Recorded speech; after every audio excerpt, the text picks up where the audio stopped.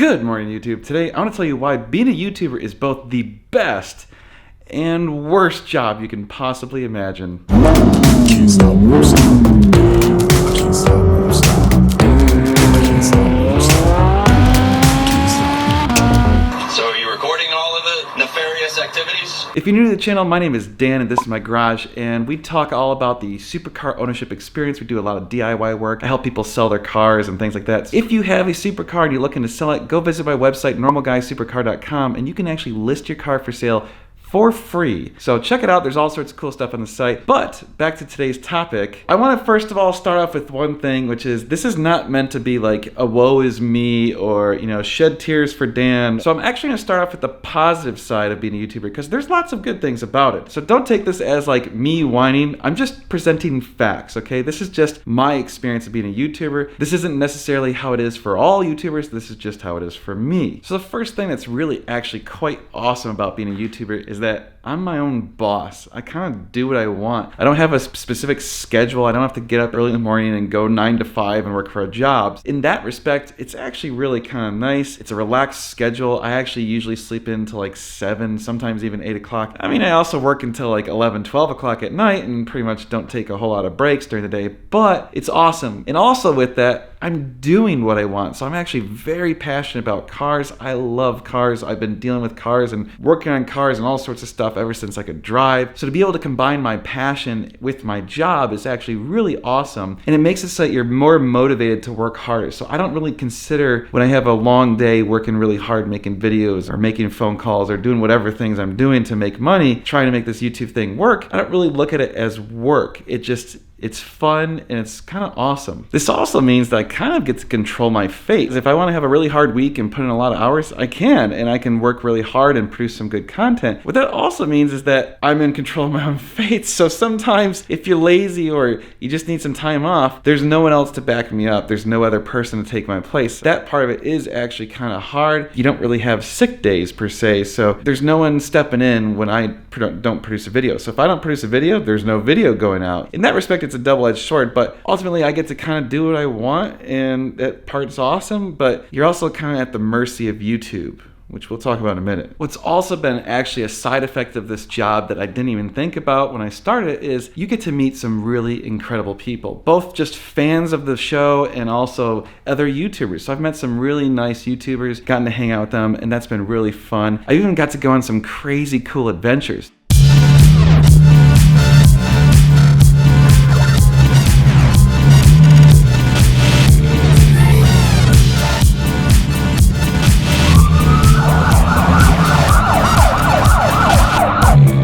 Shell sponsored me to do some road trips, and those were absolutely epic. I had a ton of fun. Well, it's not every day you get to see an F-50 chilling next to a Lamborghini Diablo VT. I mean, this alone makes the whole trip pretty incredible. I've gone on some amazing rallies with some incredible people. There's tornado watch coming. You're gonna die. Okay. Hey, wait. We gotta batten Chris, down the hatches. Chris, you're dead. We gotta get these cars out of this area. You're just dead. Get the flying hell out of here. You're gonna die. Dude, we got gorillas in the midst. The internet doesn't lie. Look at the distance. Pan This is a real problem. Look at, we're gonna die. No, this is a real problem. When they tell you to have no. I suggest we drive all 50 Ferraris and get the hell out of here. Just had epically awesome times. So the experiences that come with being a YouTuber can be absolutely outstanding, sometimes just surreal, and I almost think, is this even reality? How did I even get here? Which, if you've seen my stories about that, it's been a long road. It's been kind of interesting and definitely was not planned. So this was never intentional. I never thought to myself, hey, you know what? I should become a YouTuber. That was never the plan. If you didn't know, I've been a software developer my entire career. I ended up running software companies as a chief technology officer. That's actually obviously how I ended up being able to afford a Ferrari. It's not from being a YouTuber, to be clear. So yeah, there are a ton of great things about being a YouTuber. I could list even more, but let's be real. You guys want to hear about the negatives, so let's talk about the things that suck about being a YouTuber. And the first one is, it's like being a shitty celebrity. It's like not even like B-list celebrity. It's like R-list or Z-list. You say you're A-list? No, I'm like a C-list person. No, you're at least B-list. Act. Yeah, I don't act. I'm not on TV. I'm C-list. You get all of the shit that comes with being a celebrity. So people crap on you, criticize you, all that sort of stuff, and you don't get the money, you don't get the fame, you don't get the recognition, and you don't get the respect. It's really not a good aspect of it. If you're thinking of going into YouTube because you want to be famous, hate to tell you, it's probably not going to happen. It's going to suck, actually. So that part of it is crap. It's also kind of sad to say that you're a professional YouTuber. So think about common careers and the respect and appreciation people have for us. Hi, I'm a construction worker. Hello, I'm a police officer. Hi, I'm a doctor. Hello, I'm a lawyer. Hello, I'm a software developer. Hey everybody, I'm a professional YouTuber. What? What?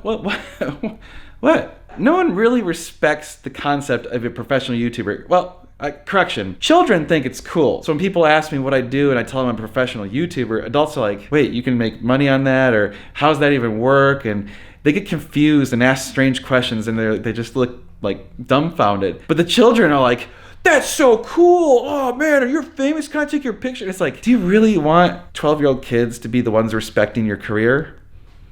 No, I hate to say it, that's not my goal. I don't really care if kids like my channel. I want adults to like my channel. Like that's where the money's at. That's where like success is at. It's not having kids follow you. So yeah, it kind of sucks. So another thing that's kind of awkward about YouTubing is that there is like zero empathy for being a YouTuber. Anytime I possibly complain about anything, everyone's like, stop being a whiner, you got it so easy, and all this sorts of stuff. And it's absolutely mind-blowing how much people have these assumptions about being a YouTuber. The problem is everyone thinks about the ultimate success in YouTubers. So they're looking at the big channels that have millions of subscribers and legitimately are making millions of dollars, and those people are achieving some sort of reasonable level of fame. I am nowhere near that. Like, I am so far away from that it's not even, I'm a round off error in these people's channels. They get more subscribers in one day than I have in total. So it's not even like the same world we're living in. Most people assume that it's just like that for me, and it's not. Especially when it comes to me talking about how much work it is. People are like, oh, it can't be that hard. You're doing what you love, blah, blah. I work 80 to 90 hours a week,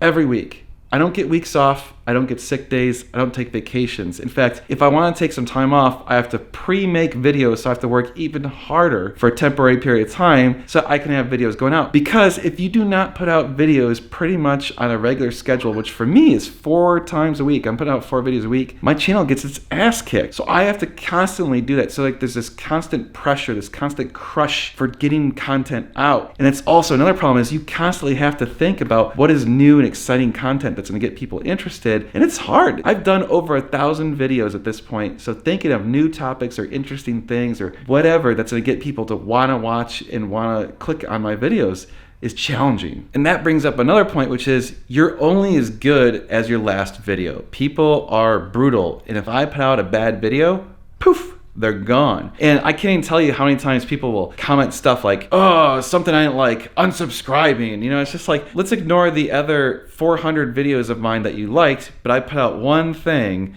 and oh my God, it's the end of the world. I have to watch what I say. So if you notice on my videos, I never bring up certain topics like religion, politics, things like that, my family. I don't ever want to bring any of that up really because it's just not relevant to the channel. But every once in a while, it accidentally slips. Like, I'm human and I can't filter myself perfectly. And considering I've produced over 1,000 videos, 4 videos a week, yeah. Occasionally you're going to screw up and say something that just doesn't help the channel. Okay, let's talk about pay for a minute. Everyone thinks, oh, you're getting rich off YouTube.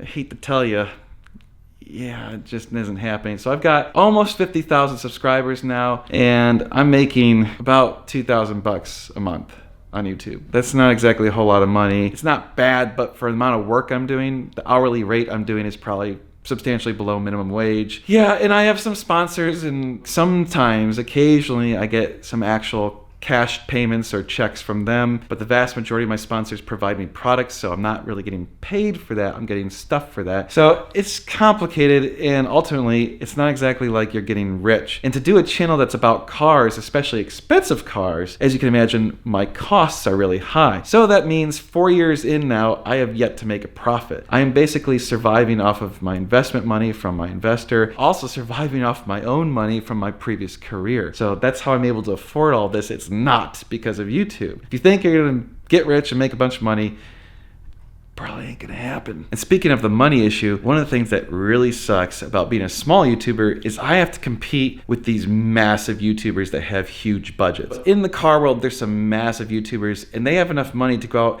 and basically buy another car almost every month. Sometimes they're buying new cars like almost every week. And they do these huge projects that cost tens of thousands of dollars, if not hundreds of thousands of dollars. And I can't do that. I simply do not have the budget to do that. The other problem is when you have a massive channel, I have to fight against what I'm calling the 800-pound gorilla. So when a big channel puts out a video, let's say you've got 1 million subscribers and they put out a terrible video, there's still gonna be hundreds of thousands of people that watch that video, even if it's crap. If I put out a bad video, I get maybe a couple thousand views. And the problem is YouTube's algorithm, even on the crappy video for the big channel, is still gonna say that video got a ton of views, therefore it's far more important than my best video, because my best videos are still getting less views than the big channel's crappy videos. That means YouTube algorithm highly rewards mediocrity from big channels over excellence from little channels. I'm constantly battling that, and it's a war of attrition. The only way to succumb that is to produce things that are just totally off the wall and get crazy clicks, like usually clickbait, let's be real, or just battle of attrition, just putting out tons and tons of content until you have enough momentum to have a snowball effect. It's a really tough battle to be facing. On my channel, I've made it a point to try and respond to almost every single comment. So I think that's actually a worthy cause to stay very involved with my viewers and respond to all these comments. So generally speaking, I try my best to answer every single comment, which means I pretty much read every single comment, which also means I see all the bullshit that people say about me. Being a YouTuber sucks so bad because everything I do is criticized. It doesn't matter what I do, I will be criticized. In every single video I have produced, someone will say something bad about me. Not always about the content, sometimes it's just about me. As you can imagine, there are a lot of terrible people out there. They will find any reason to shit on you. Doesn't matter what it is. It could be something about me physically. Use your imagination. I'm sure you can think of what they're saying. Be a good adult and don't actually say it or type it. That's the difference between you not being a monkey and the monkey shitting and typing on the keyboard.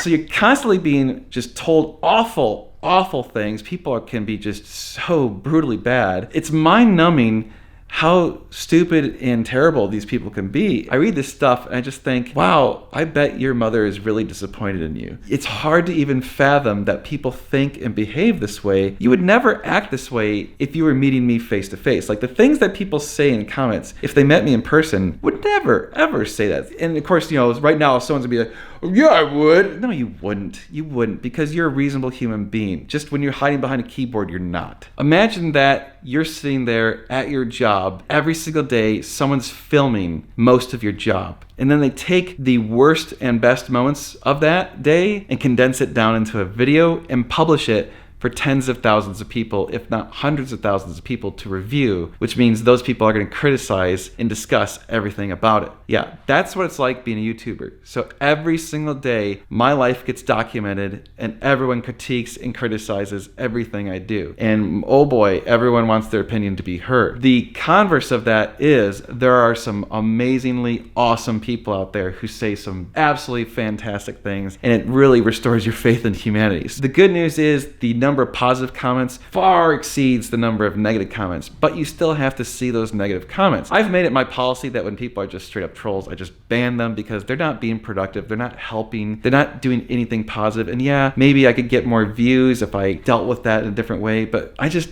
don't see the point. I don't want to reward people for being assholes. To me, it's just not the way to do life. And the other thing that comes with everyone watching your videos and watching basically your life is that everyone has suggestions about how to do it better. It's not that that's not helpful sometimes. There have been amazing suggestions from my viewers and I've taken a lot of that advice. When you get told over and over how to do things better from people who don't necessarily have any insights into how to actually do it. For example, I get told all the time how to get more views and subscribers for my channel from people who don't have a YouTube channel. So it's like, well, how do you really know this? It's never that easy. It's never as simple as it seems. I can't tell you the number of people have just said, just go do a collab. It doesn't work like that. I can't just go call up a channel that's got 1 million subscribers and be like, hey, we should hang out. No, they don't want to talk to you. They're too busy doing their own thing. It has to be a bit of quid pro quo. I have to be able to offer something for them in order for them to want me on their channel. It has to be beneficial for them to spend their time with a small YouTuber for them to want to do it. So unless I can provide that, they're not really interested. And let's be real, at the size of my channel, I can't bring that much to the table yet. I can't say, oh, you're gonna get a ton of views from this video, because it's probably not true. So just to be clear, I'm not saying don't offer suggestions. No, please do. Like I said, there have been amazing suggestions, many of which I've done and changed the channel to do things that are better because of that. So I appreciate that. I'm just saying, it's really frustrating. Like I mentioned, imagine someone criticizing your job, telling you how to do it better every single day of your life, and you're getting it from literally thousands of people. That's what I have to deal with. It sucks. All that being said, would I change the situation? Would I want to go back to software? No, absolutely not. I truly enjoy this job. I enjoy it more than I could possibly explain. And I know people say, oh, it looks like you're not enjoying your job. You're always complaining about things. No, like, you gotta understand, that's part of the strategy of being on YouTube. People want to watch negative things where you're bitching about stuff. I've tried making videos that are very positive and uplifting, and people don't really watch it. They want to watch the negativity because people like to see failure. They like to see bad things happen. It's like watching a train wreck. Versus if you do something positive, yeah, feel good for a few minutes, but you might not want to watch it over and over. So I've tried that. It's harder to do positive videos. I enjoy them more. I would prefer to do it more, but it doesn't necessarily get the views, and it's not necessarily advantageous for the growth of my channel. Well, hopefully you appreciate some of this insights again into what it's like being a YouTuber. So besides all the car stuff, every once in a while, as you know, I like to do some stuff about the business side of it, or telling you the truth about all this whole craziness. I mean, this, as you know, not my career path of choice. It just kind of happened, especially as I'm an introverted person by nature. So this has been a very hard journey for me, like to stand here and film myself. It's taken a long time for me to be even remotely comfortable, and I'm finally kind of getting okay at it, but geez, that's just not my nature. I'm not one to seek attention. I don't like it, but it's a necessary thing for what I'm trying to do. I'm more interested actually in the actual car stuff than necessarily the talking to a camera part. It's been strange, but I enjoy it. I really do, and hopefully we'll keep growing and have enough success to continue to do this. Who knows? We will see what the future beholds for this channel. I do appreciate you guys for watching it, so thank you.